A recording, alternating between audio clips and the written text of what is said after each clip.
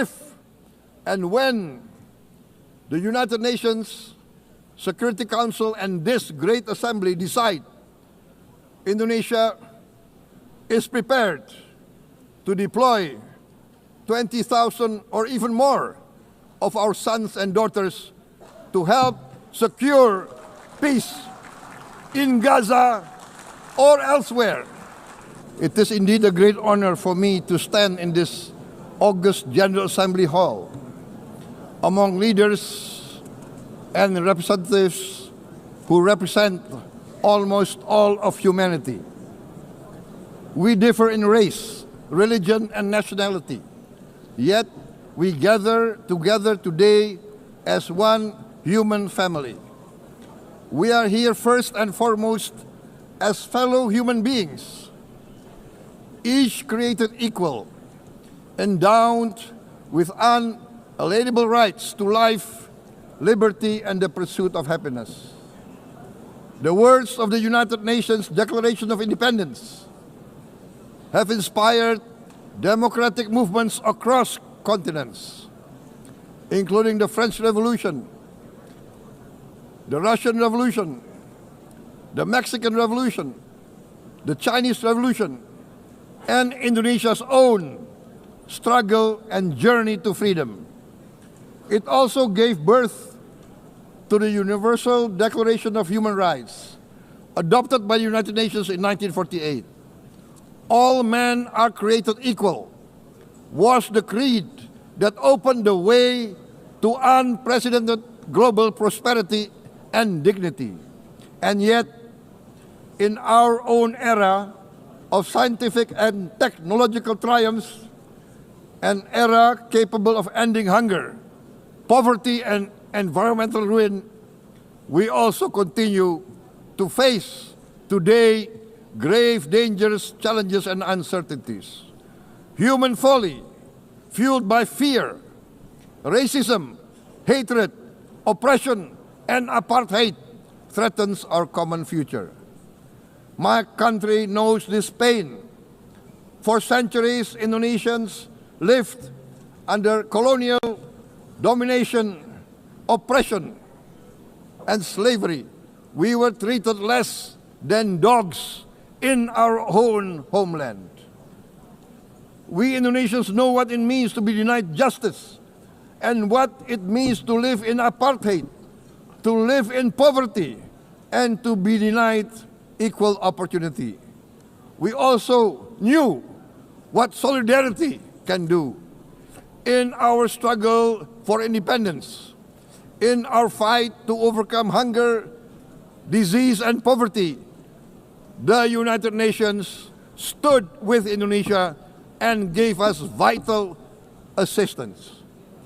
Decisions made here based on human solidarity by the Security Council and this Assembly gave Indonesia independence, international legitimacy, opened doors, and supported our early development through the efforts of the United Nations Children Fund, the United Nations Food and Agriculture Organization, the FAO, the World Health Organization, and many, many other United Nations institutions.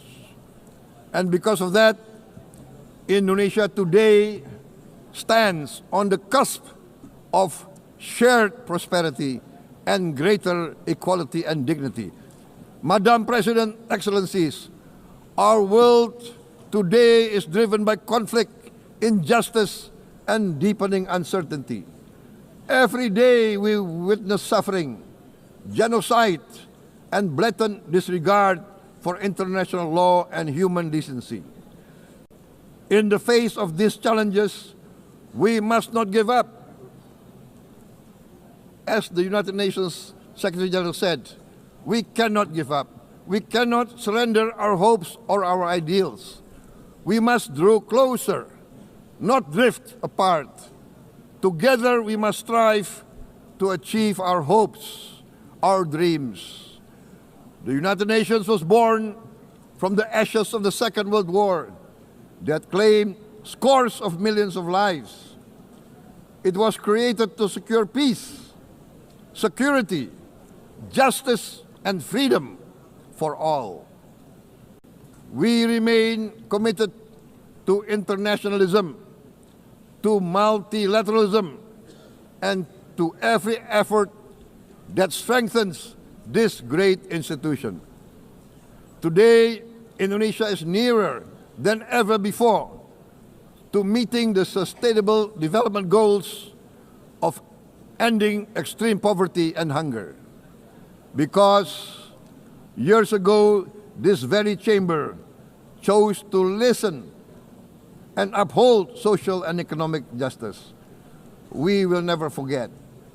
And today, we must never be silent while Palestinians are denied that same justice and legitimacy in this very hall.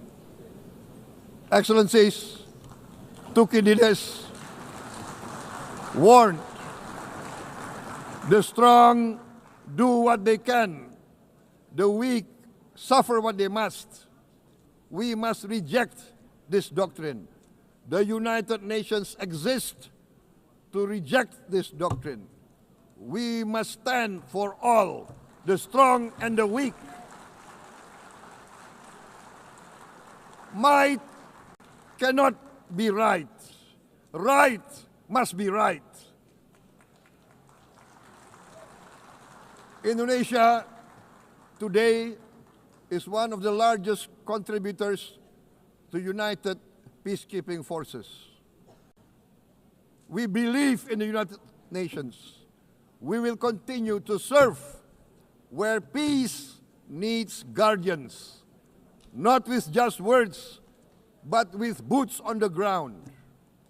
If and when the United Nations Security Council and this great assembly decide Indonesia is prepared to deploy 20,000 or even more of our sons and daughters to help secure peace in Gaza or elsewhere, in Ukraine, in Sudan, in Libya, everywhere when the peace needs to be enforced, peace needs to be guarded, we are ready. We will take our share of the burden, not only with our sons and daughters, we are also willing to contribute financially to support the great mission to achieve peace by the United Nations. Madam President, Excellencies, I propose to this Assembly a message of hope and optimism, grounded in action and execution. Today, we heard the speech of Madam President, the President of the United Nations General Assembly. Yes, it is true what she said. Without the International Civil Aviation Organization, will we be here today? Will we sit in this great hall? Without the United Nations, we cannot be safe. No country can feel secure. We need the United Nations, and Indonesia will continue to support the United Nations. Even though we still struggle, but we know the world needs a strong United Nations. The world's population is growing. Our planet is under strain.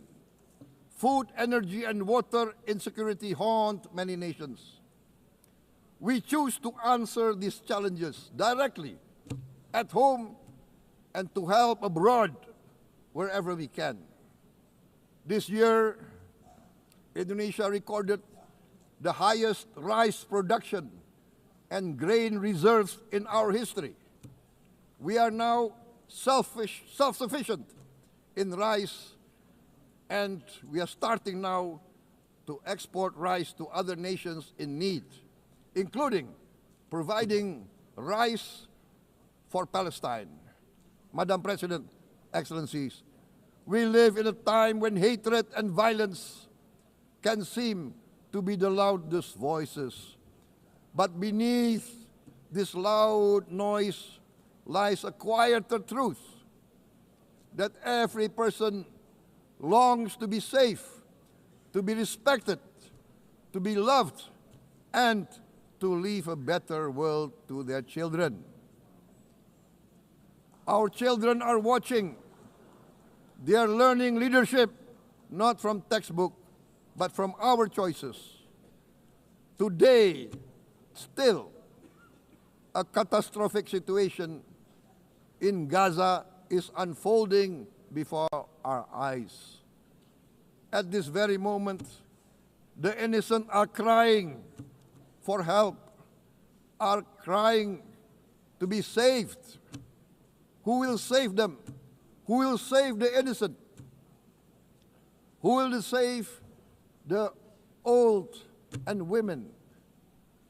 Millions are facing danger at this very moment. As we sit here, they are facing trauma. They are facing irreparable damage to their bodies. They are dying of starvation. Can we remain silent? Will there be no answer to their screams? Will we teach them that the human family can rise to the challenge? Madam President, we must act now. Many speakers have said that. We must stand for a multilateral order where peace, prosperity, and progress are not the privilege of a few, but the right of all. With a strong United Nations, we can build a world where the weak do not suffer what they must, but live the justice that they deserve. Let us continue humanity's great journey of ideals, the selfless aspirations that created the United Nations. Let us use science to uplift, not use science to destroy. Let rising nations help others to lift themselves.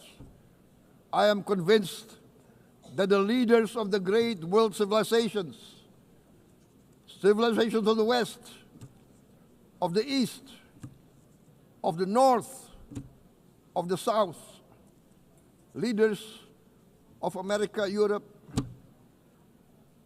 of India, China, the Islamic world, the whole world, I am convinced they will rise to their role demanded by history.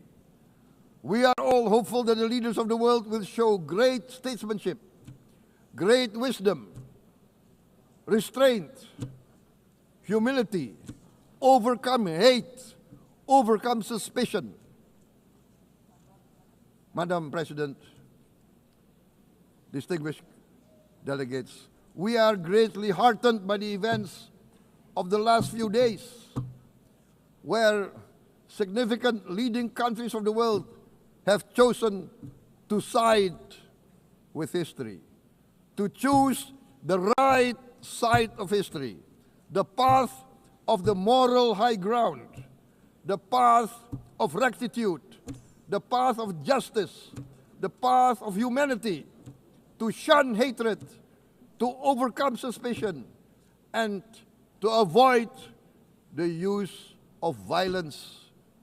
The use of violence will beget violence.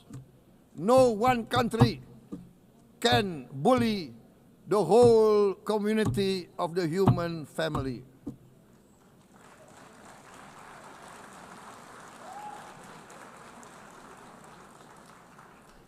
We may be weak individually, but the sense of oppression, the sense of injustice has proven in the history of mankind that this sense of injustice, this sense of oppression will unite into a strong force that will overcome this oppression, that will overcome this injustice. To close, I would like to reiterate again Indonesia's complete support for the two-state solution in Palestine. We must have an independent Palestine, but we must also recognize, we must also respect, and we must also guarantee the safety and security of Israel. Only then we can have real peace, and no longer hate and no longer suspicion. The only solution is this two-state solution. Two descendants of Abraham must live in reconciliation, peace, and harmony. Arabs, Jews, Muslims, Christians, Hindus, Buddhists, all religions, we must live as one human family. Indonesia is committed to being part of making this vision a reality. Is this a dream? Maybe, but this is the beautiful dream that we must work together towards. Let us work towards this noble goal. Let us continue humanity's journey of hope, a journey started by our forefathers, a journey that we must complete. Thank you. Wassalamualaikum warahmatullahi wabarakatuh.